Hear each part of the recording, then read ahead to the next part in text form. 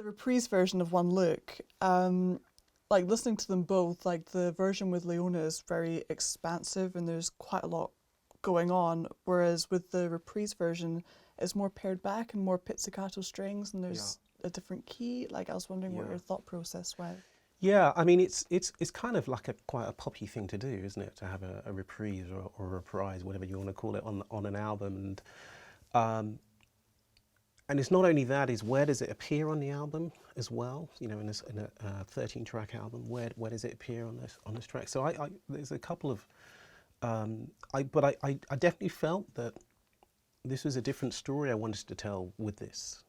It's a very different piece without vocals, and as you rightly say, your ear is drawn to very different things, the pizzicato and arco moments and different sonorities, and there's a different level of orchestral intensity in this track, and particularly at the climactic moments as well.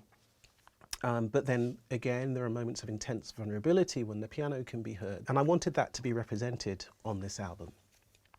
When it came to mastering, which is that process you do when you've recorded everything and you're getting everything in order, and you're doing the what's called dynamic processing, so you're applying all of the different things to each track to make sure it sits well in the ears.